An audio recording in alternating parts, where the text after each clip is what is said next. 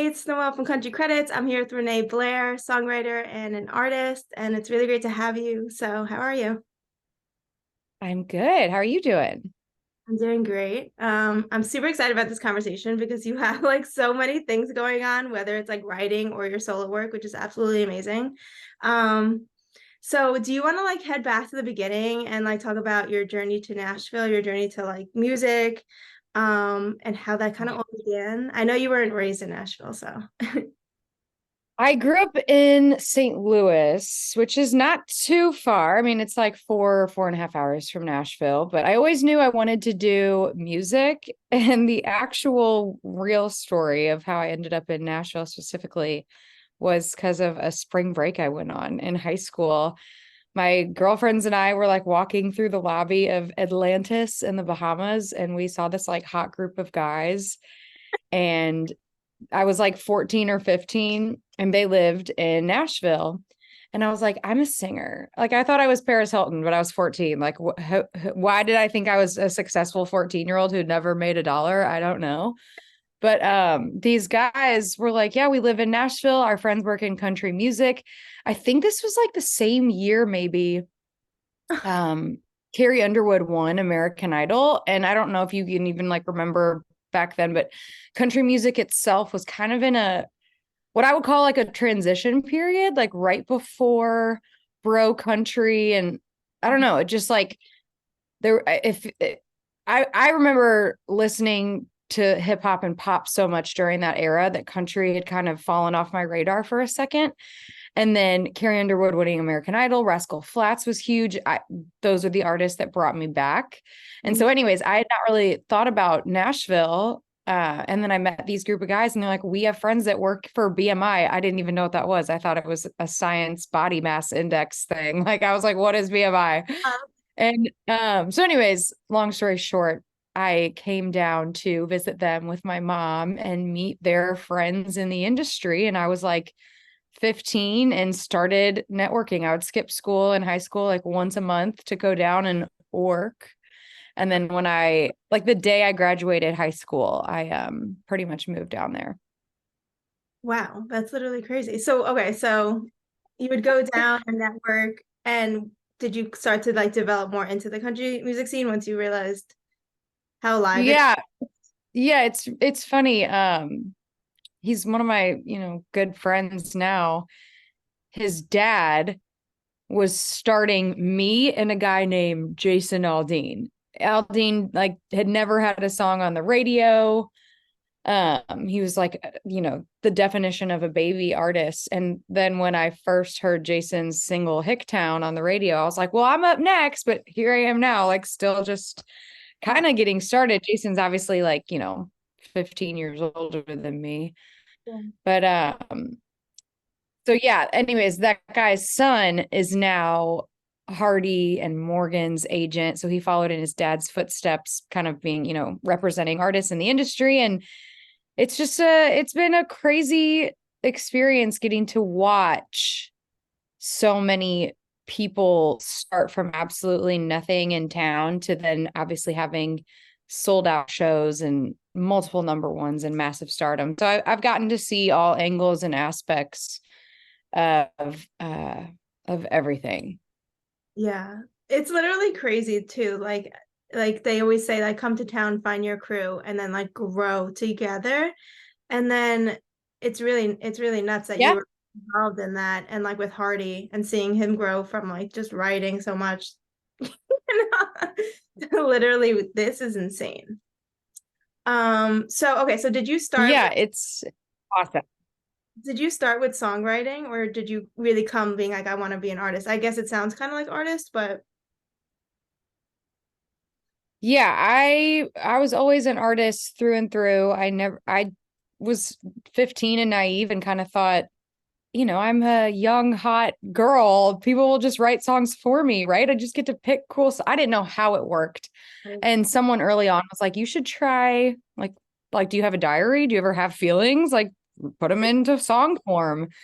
And so one of my drives back to St. Louis from Nashville, I like had, a yellow notepad and started writing down like I guess a diary of stuff I thought could be a cool song. And the songwriting process for me, it definitely took a lot. I mean, I kind of would compare it to weightlifting. Like you go to the gym once, you're not going to be ripped.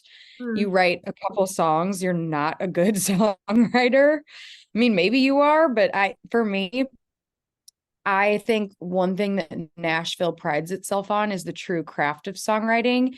And so I started to just pay attention to other people in the writing room once I started writing, of little quirks and not like a game that they play, but a lot of songwriters have their own approach or little nuances that they do. Like some people will be really great at phrasing. Some people look at the whole concept and just trying to pick up little things here and there to develop my own writing style. And that took years, and still to this day, I don't think you're ever done, hopefully, developing how to just get sharper and better and tighter.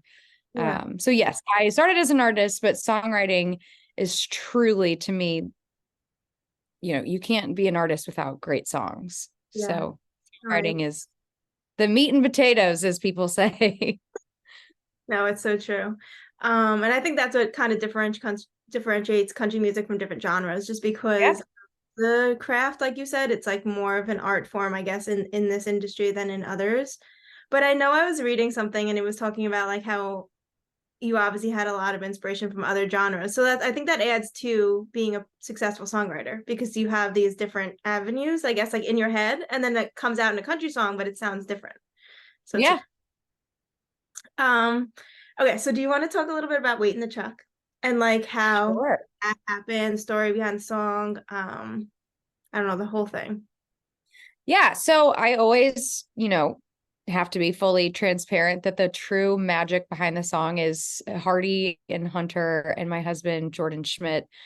I was on my way home, I think from like the gym or something. We have a studio at our house. My husband's a producer and songwriter as well. And the guys were working on this song. And he texted me and was like, Hardy wants to get a female on this. We want to bring you in to like do the girl part. And so we were starting to lay down like the verses, Hardy was, and asked me to learn what they were kind of hearing as the female on the chorus. And so I got in and sang that. And then when I was in the booth, I was like just feeling all this emotion from the storyline. And I grew up loving big singers like Aretha Franklin, Whitney Houston, Celine Dion. And I was like, can I try something? And that's when the Have Mercy part really came to life. As I About that.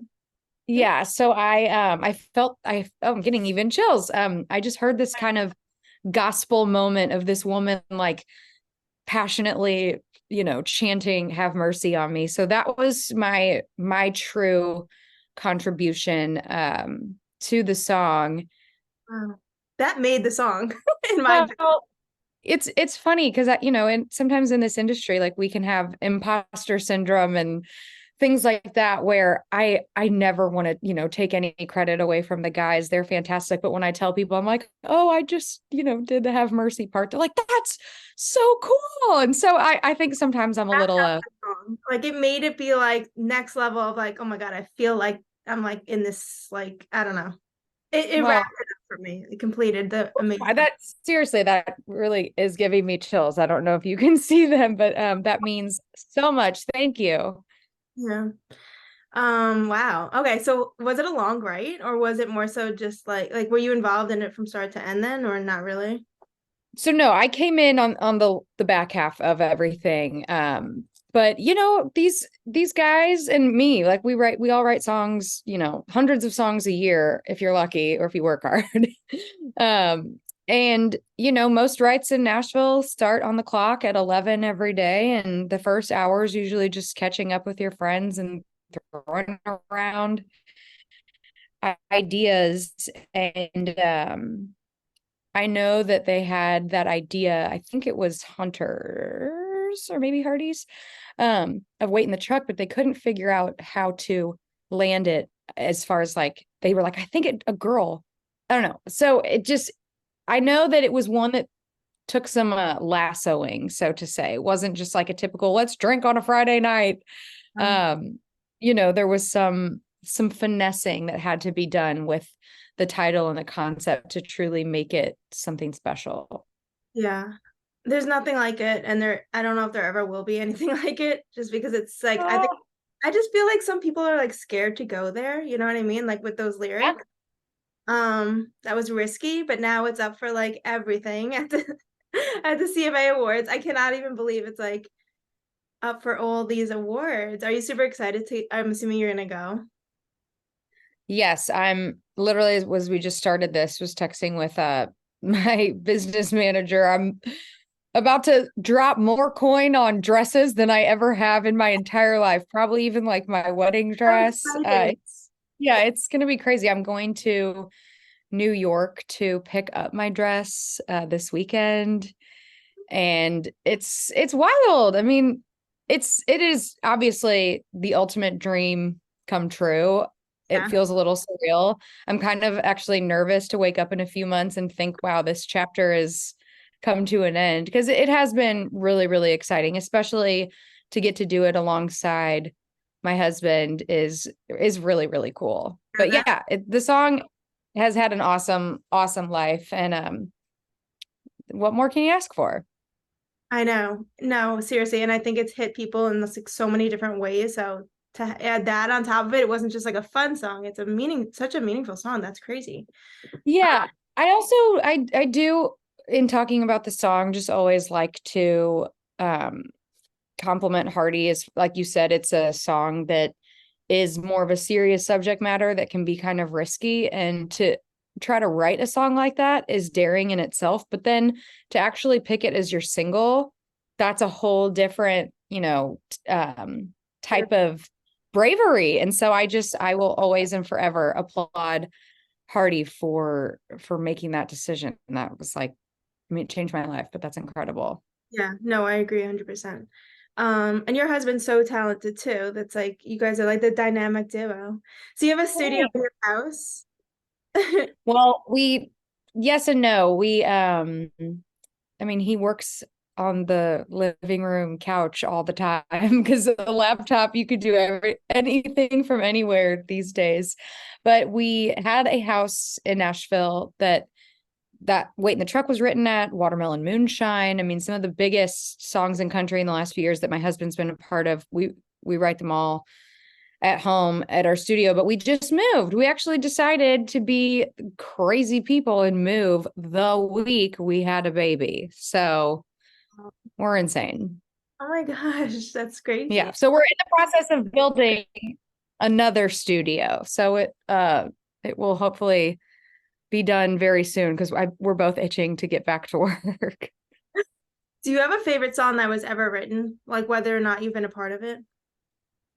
Gosh, when I think about it, the song I always say whenever asked this question that I truly am obsessed with is Because You Love Me by Celine Dion. That's so cool. I'm a huge Diane Warren fan. She actually kind of became a mentor of mine Wow. earlier in my career, and she's in my phone as Diane fucking Warren, because I still can't believe that Oh she's my in God. my phone and that I've worked with her. But she writes all the songs by herself, and I have such bad ADD. I could never write a song by myself, I don't think. I love co-writing and collaborating. But every Diane Warren song, she's one person that I just would try to like study or figure out Mm, the madness. If there's even like a scientific approach to what she does, I mm. wanted to figure out how to do that. And I mean, I don't know if I even have yet or ever will, but so yes. So song, I would say Because You Love Me, Celine Dion, but more than anything, it's the songwriter behind that song. I'm a huge Diane Warren fan. Yeah, so genius. Um, so you were named CMT's Next Women of Country, which is super cool. And then you got a publishing deal.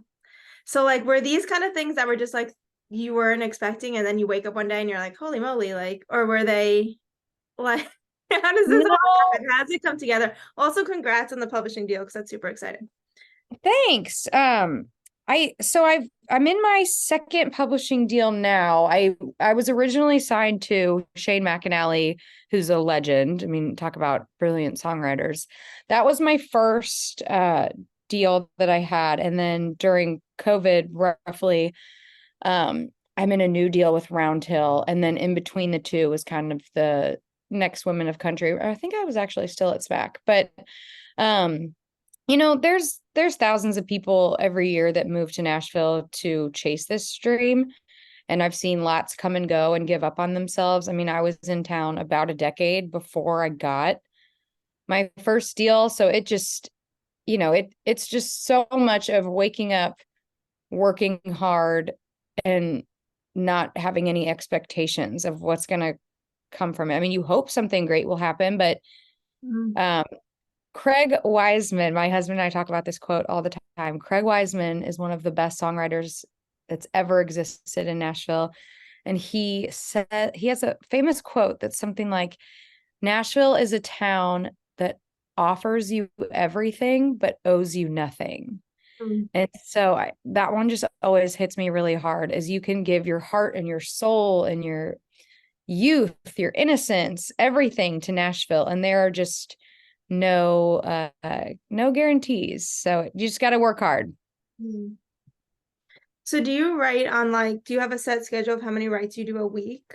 If, with your publishing with Round Hill, do they set your schedule, or is it half devoted to your artistry and then half's writing, or? It depends. I mean, truly, I think every day is different. Also, if you're touring a lot, you won't be writing as much. And the thing is you can try to schedule a million writes, but someday you're more creative than others. Like someday you get in there and you're really excited to be in the room with these people, but you have no ideas that day.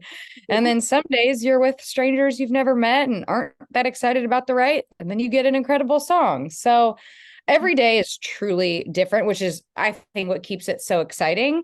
But I love writing for other people, especially women. It took me a long time to figure out what I wanted to say as an artist and as a woman. And there's certain trigger questions that you can prompt people in the room, by finding out just where they're at in that moment, romantically, with their family, whatever. And so I really have started writing with a lot of newer or up and coming females, because I want to kind of be a champion for them in a way that I wish more people would have been for me when I was early on in Nashville. I love that. Because it's true. I mean, I think Nashville is overall one of those towns where everyone's friendly and you don't know who you're going to bump into, but I think everyone's also chasing. I think one of the downfalls is that everyone's chasing the same dream, because then they're all busy kind of doing their own thing and furthering their career, that they don't necessarily have the time to stop and look back for others as they're getting going until they're at that stage in their life. But then it's also so inspiring because it's everyone's doing the same thing. So it's a double-edged sword. Yeah. Yeah, it truly is. I mean, that's a great way to put it. You have to be self-serving and look out for yourself, but at the same time, it is kind of comforting knowing everyone is on the same, everyone kind of has the same target that they're trying to hit. Yeah. Yeah. But I love that you're spending time like that. And you never know who's look at Lainey. I mean, look at these people who if you hadn't given a chance, and then it's holy moly, here you are. Right. Yeah. It is wild for sure. Okay, so I'm obsessed with your music. Thank you. Thank you so much. I was totally rocking out to Holy Cowboy. It is honestly, it's a banger. I'm not even gonna try and be humble about it. I think Holy Cowboy slaps. I'm a fan of it. Gosh. And I think if you don't like your own music, why should anyone else, No, but seriously, I was why is this not on country radio right now? Well, I mean, listen, if you have any connections, tell them to play it. I'll take all the help I can get. Helping you as much as I can. But no, wait. So okay, and didn't you I was looking obviously at the credits because I'm obsessed with that part. But so you obviously performed it, wrote on it, and then you helped produce it, right? So do you do some production work? There's a lot of different kinds of producers. For example, when Shane McAnally was doing my first project, Shane's magic comes to life in the studio, hearing different instrumentalists play parts. He'll hear a part in his head and be like, oh, do this. But Shane doesn't necessarily get on Pro Tools and slice and move everything. And my husband is very much deep in the nitty gritty of tracks. Like he will move a drum sound like 1/16 of a note. Like no one, I don't even know what that means. So I stylistically with Holy Cowboy, there was a lot of the drum pattern and the things that like different instruments that I wanted to incorporate, even the sound, the lick in the beginning. I feel like I brought a lot of that to life. So again, I did not touch the Pro Tools sessions, so to say, but I really heard all of that in my head, and kind of just told the other people, hey, do this. And yeah. I feel like there's a lot of guys that are crossing over like with this kind of, I don't even know, the sound of like country with the beats, like, you know, you would Yeah. but I don't, when I think of women doing it, I think no one really comes to mind that much besides you. So I love it. Oh, well, thank you. I know, but like, I don't know, you just stand out in how you do it. So I'm really into it. Well, thank you. I know at the very beginning of this, you kind of had mentioned that I had like other influences growing up too. So I do attribute some of it to being from St. Louis. I was a massive Nelly fan. I love And yeah, those hip hop records come on and I am up on the dance floor going crazy. And, it's funny, I'll be in Nashville and, if I ever happen to go to Broadway, which we locals try to avoid now with the madness and the chaos of bachelorette parties, etc., but they're all still rocking out to Shania Twain, which was 20 years ago. And I just feel this calling to kind of, I would love nothing more than just to be the next girl that has party anthems. I don't know why I feel like that's my calling, but that's kind of where I'm at as an artist. I just really want to have fun, up tempo, Mm, dance your ass off music. yeah. And like Wilder Than the West is another one. Yeah. So they're all a part of this Hillbetty project that I'm doing. That's the name of the next album. Hillbetty's kind of an alter ego I've created, much like Beyonce had Sasha Fierce or Granger Smith had Earl Dibbles and Yee. So yeah, the Hillbetty era is upon us and I'm very excited. What? Okay, so when did this Hillbetty start? About a year ago, my husband and I are actually down in Florida right now. We got a little rental spot here during the pandemic. And to my knowledge, we probably had some drinks, but I remember like burping, like a really loud and a masculine, like ugly, unattractive burp. And I was like, sorry, my hillbilly's showing. And then being really pissed. Like Billy's a dude. Like women can have hillbilly qualities, like, but where's the girl version? And I think we both were like, Hillbetty, and that kind of is how it came to life. And then all Oh, of a sudden I was like, oh my gosh, this might be actually something legit. And so I kind of took it and ran with it. And I'm starting like a whole merch line, fashion line. gosh, I'm buying Uh, something now. I love I that. will send it to you for free once I get it. But I think we're actually starting with jewelry, which is different. And I'm so excited. So it's gonna be awesome. That's so smart though. Like, I mean, obviously you didn't do it just for a marketing thing, but that's really smart. That's super cool. So like Thanks. And I also feel like whenever I get drunk and crazy, now I can just blame it on Betty and be like, that was Betty, not me. And the whole kind of mantra of it is like, inside every woman, there's a bad girl or a wild girl. And she only might come out when you go to a bachelorette party in Nashville. You might go home to Kansas City and be a first grade teacher, but when you're in Nashville, you're getting wild. So yeah, I was just really inspired by the culture of Broadway with that one. so how many tracks like should we expect on your album? I don't even know yet. I have like literally 21 that I have on the Hillbetty list right now, but we're gonna chip away at some of them because I'd rather have less songs that are just all really great, Okay. but I love them all right now. So it's hard to part with Mm, a few of them. So maybe we'll get like 20 plus. I mean, obviously Morgan just did a 36 song album, so maybe it'll be 20 songs, but I'd love to keep it around 15. But yeah, Holy Cowboy was the first one. Wilder Than the West just came out, and then we've kind of got a slow side of Betty coming out around CMAs in a couple weeks. It's called Hillbillies and Betties. Ooh, I love that. Um, I'm really excited. This is so cool.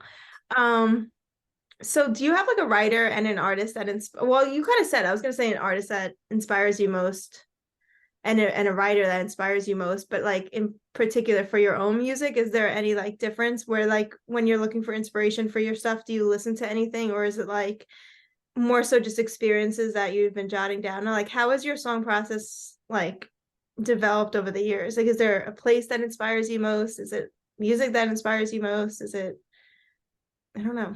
Yeah. I like I said, the bachelorette parties in Nashville have kind of been my biggest inspiration lately. Is I think, and again, I will go back to kind of wait in the truck for a second. It's interesting that sometimes I feel like it's so easy as songwriters or artists to write drinking fun party songs, because when people go to a show, that's kind of what they're there to do. They're not at work, they're with their friends, they want to let loose and have a good time. So it's certainly easier to try and write drinking songs. I mean, listen, this is country music. How many drinking songs are there? An infinite amount. One. But with Wait in the Truck, also people that go to the shows to have fun, that might be the only hour of their week or their month where they're able to escape some of whatever is going on in their life that might be a little heavier. So right now, like, yes, my inspiration is when Jason Aldean had She's Country. I remember the way that made me feel. And Luke Bryan's rain makes corn makes whiskey. Like, I love when music can truly teleport me to a place of just enjoyment. And for me, typically that is hands up, fist bumping, having a good time. And so I chase that feeling of, is it going to make me, forget about all the other crap that I have going on and just have fun and enjoy the moment. And I think when a song can come on and shut everything else off, that's the sweet spot. That's interesting. Yeah, that's super cool. And I think a lot of artists do that, but that you've narrowed in on that, I think it's already like shown in your work. Because it's kind of like one thing when you put on your music, it's you immediately. Whereas I think a downside could be when artists try to do it all initially, like hit the love song, hit the sad song, hit the this, hit the that, they like lose. Yeah. So you've definitely like captivated your audience, and I think your audience knows what to expect from you, and I love that.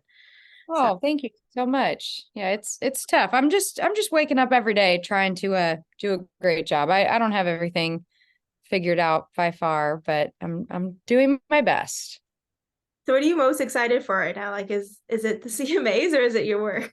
Or is it the dress? Oh gosh, all of the above. No, I mean, I'm excited for awards. I did just have a baby, so as a female, I'm sure like, we're so hard on ourselves about losing the extra 5 pounds or blah blah blah. Oh, what's wrong? Yeah, what is wrong? Yeah, we're crazy. So I am really excited. I'm trying to enjoy it and not, be too hard on myself with all of that. Give myself grace. I am a new mother. Just yeah. Yeah. But I'm human. So I am excited, but I'm really excited to hopefully get back out on the road a lot more next year. Touring I'm always torn 50-50. What do I love more, songwriting or being out on the road? And yeah, so I can't wait to go tour again. Yeah, like, so when you hear, how do you feel when people are singing back your own song versus like if someone's singing back like Wait in the Truck or another song that like you've been a part of? Is it like hit differently? Or is it more so just anyone relating to any kind of artistry that you've been a part of? Yeah, I mean, I started touring about 5 years ago, and no one knew who I was. I'd only put out like 2 or 3 songs at the time. And so I was trying to win over the crowd every night while they were basically standing there bored because they didn't know who I was or my songs. And so now there will be, I'm still a new baby act in a lot of ways. So there's plenty of people in the crowd that don't know my songs, but more and more I'm seeing people sing along and having some fans out in different cities across the country. And it is so cool when I like go there and I'm like, I wonder if anyone's ever heard of me here tonight. And Yeah. then I look at the crowd and I see people singing along. It just, I immediately like call them out and I'm like, oh, I love you. That makes it feel very, very, very rewarding. Mhm. So do you feel like for the someone's watching that's kind of like how you were like coming back and forth to Nashville or is in Nashville and they see all the other people around them doing the similar thing, like would there be anything that you suggest they do like that really just helped you or a piece of advice, or would you have personally done anything differently in your journey too? I don't know. Gosh, oh, that's a heavy question. um, you know, I, you realize that all the corny cliches are true once they become true in your life. And I think you just have to show up, say yes to everything until you're successful enough that you get to say no, like, because you're truly too busy or whatever. But embrace everything. You never know what's going to come out of an opportunity that you think is going to be, bullshit or crap. Mhm. Say yes to everything, show up to everything until you physically are too busy, you can't, or Mhm. you have to take care of your mental health. Yeah. But if I had, I mean, I don't really have regrets because everything I've turned into something I could learn from. Maybe I wish I would have just learned a few lessons a little sooner. I like to learn things the hard way. It's a problem of mine. Hillbetty. Um, yeah, exactly. So I think as long as you just show up and work really hard and your driving force is pure, that you Mhm. just want to make great music, the rest will figure itself out. But trying to chase trends, that's boring. That's inauthentic. Oh, Just, yeah. boring. Yeah. I mean, we love trends. They're great, but they're not long lasting. And what's long lasting, I think, is just being genuine. So, I yeah, agree. that's my little spiel. Okay, I love it. Um, I think what really stood out was the saying yes to everything because I think that's just so on point. Like I think you never know I think a lot of people get hung up on like, well, does he work for a label? Well, does he this? Like, is it going to benefit me? But it's Yeah. like you don't know who knows who. You don't know like who's just thinking of this genius idea that like I don't know. I think networking is like the most important thing in this business probably. Yeah. I mean, there's not one person that's successful that didn't start out having to do the grunt work. And it's hard. Like it's supposed to be hard. And I think people forget that a lot. We're definitely in a generation with social media or whatever that we love instant gratification. Yeah, We it's love immediate results. And I don't think that's realistic. st- uh you can't create stability from that. Yeah, no. I agree. Okay, so I pretty much wrap up each interview with 3 questions. So Okay. yeah, kind of fun. You kind of touched on one of them already, but okay, so best place to hang out in Nashville if you had to choose one, your favorite. Favorite artist of all time, which you kind of hit on, and then favorite up and coming artist. I would say my favorite place to hang out in Nashville is my house. Um, Love I that. am such a homebody. I love my husband, our dogs, now our kid. And we just moved into an awesome house. So I'm going to say my house. I I love don't know if I'm allowed to say that, but I'm saying it. that too, so I get it. I saw your thing the other day about the Golden Bachelor, and I was like, she gets it. Oh my God. The Oh Golden my Bachelor gosh, has me sent. I'm shook. I'm sent. I'm all of the things the kids are saying. I The Golden Bachelor is so cannot. good It's because I so good. Gary, listen. Ugh, no, go ahead. I was gonna say, like, do you watch like the regular Bachelor? Yes, It's so of different. course. The Golden Bachelor hits differently. I think the older women are so interesting. I love Gary. Like a Yeah, dream is sitting and watching the Golden Bachelor and ordering on DoorDash. I'm sorry. it is the dream night, truly. I also think like years ago, The Bachelor did used to be about finding love, and now we love to just see the crazy people, the villains. And so I think they do a little more casting in that because they know we like to see that it's made the show less about finding love and just more about the drama. And I think the older women, they're not messing around, like they are there for love. So the drama becomes just like more believable. Like, and it pulls on your heartstrings in a different way. They have And a lot I'm all about it. I love it. I want more Golden Bachelor. And you know what? I keep screaming at the TV, being like, I want her to be the Golden Bachelorette. Oh, I know. Like, I think they're teasing. Well, okay, we can talk about this more after, but I think they're Yeah. teasing. I think they're teasing us with like the hour clips. Like, I'm like, this has to be a 2 hour show on like every day. Like, this is so good. I need more. 100%. 100%. Okay, favorite artist of all time. Is it Celine Dion or Is what? is it like I think you were saying Celine Dion? I don't know if that's No, I mean, favorite artist of all time. Oh, it's tough because I think I if I had to pick, if I had to pick, I would probably say Justin Timberlake. ooh, that's a good choice. Yeah, because I grew up in love with NSYNC, and then just to watch him, obviously have a career outside of that. Plus, he's a Tennessee boy and he worked with Chris Stapleton. So there's some country roots there, but he dances, he sings, he writes. He's very multifaceted. I would say JT. Okay, that's great. And then favorite up and coming artist was the last. Gosh, favorite up and coming artist. I love Ashley Cook. I think she's doing great things for the genre and for females. I really support her. Um, it's so weird because some of these people that I would say are like newer up and coming artists haven't even lived in Nashville as long as me, but they're really starting to pop off. Like, I love some of the new guys. Like, well, Ernest isn't even necessarily really new right now. He's already, had flower shops do really well, but I think he's incredible. I'm gonna say Ashley Cook and Ernest are two people that I really think are doing great things within the genre that are a little bit newer. Yeah, I agree with both of those.